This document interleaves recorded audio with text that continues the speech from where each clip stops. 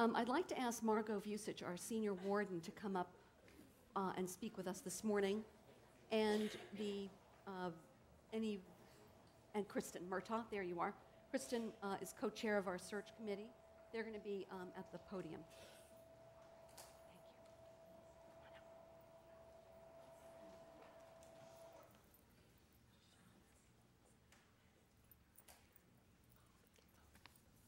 Good morning. Good morning.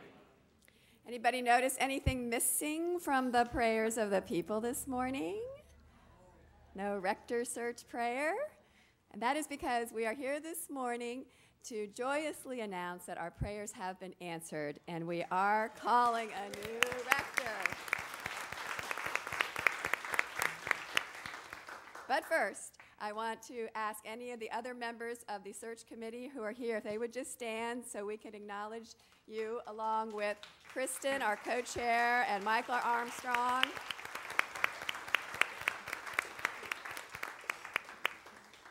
They have been thank you so much. They have been working diligently over the past 18 months.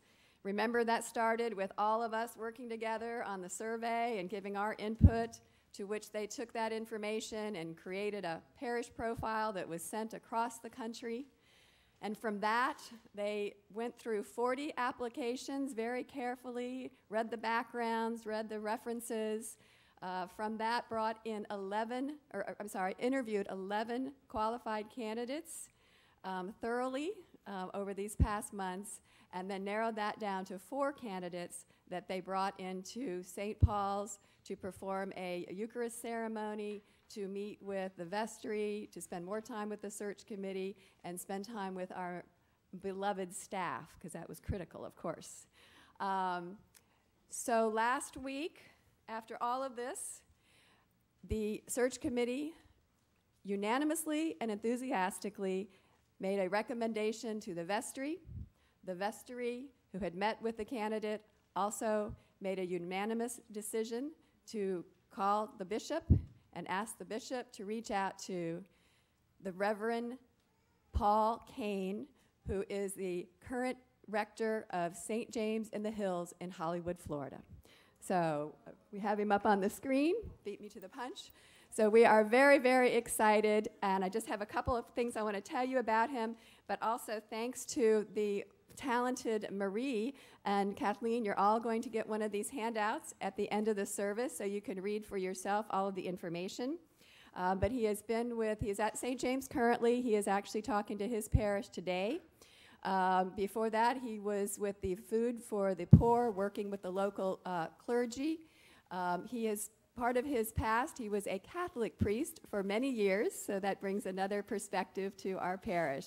So we're so excited to welcome he and his lovely wife, Irene, who live in Boca Raton. I want to read to you, can I have the light here, please? Because I can't read it. Thank you. Father David is not here today, but he sends his amazing love to us, and this quote is in the handout, but I want to read it to you because we are been so blessed to have him with us all this time, and I know I speak for all of you when we say how much we love and care for he and Jennifer.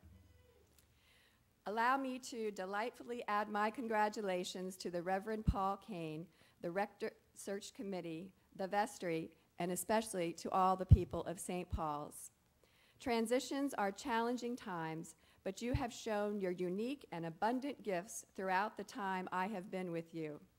I have said from the beginning that whoever is called to be your next rector will be very blessed, and I know Reverend Kane understands that already. It has been an honor and privilege to serve you, and now the day has come we have been working toward. The focus of my interim ministry was to prepare you for this day, so it is a time of celebration and joy. There will be time in the next few weeks for more celebration of our mutual ministry and love, but for today, give yourselves a pat on the back as you sit on the cusp of a new era at St. Paul's. In your prayers, I invite you to give thanks and praise to your search committee and to please remember your staff and Reverend Kane in your daily prayers as you move into this new life together.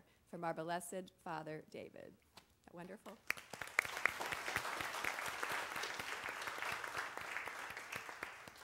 A couple of things to tell you. We will have time to show our gratitude to David and Jennifer. He will be with us for the next 6 weeks.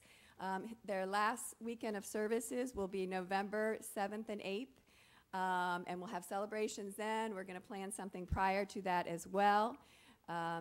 Father Kane is announcing to his congregation, as I said today, he will continue to serve there until that same time. Then there will be a period of time, which is tradition, that Father Knight will have left, and then we will not have our new rector for about 3 Sundays. During that time, our beloved Kathleen will be here, and Father Angelica will be back to serve and pray with us. And then on December 1st, which is a Tuesday evening, there will be a wonderful institution ceremony, a liturgy here in the sanctuary by the bishop, as he will then give Father Kane to us as our new rector. So that's going to be at 6 o'clock on a Tuesday. Local clergy, local leaders will be invited, and we'll have a lovely reception to follow. And his first time to preach publicly then will be that following weekend in December.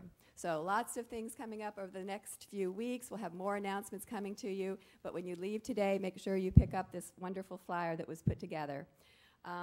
Just want to say one thing that's very important. Reverend Kane has already met with the staff. He loves them, just like we do. And he is so looking forward to continuing to work with them. So no changes. Somebody asked me that this morning, so I want to get that out there right now.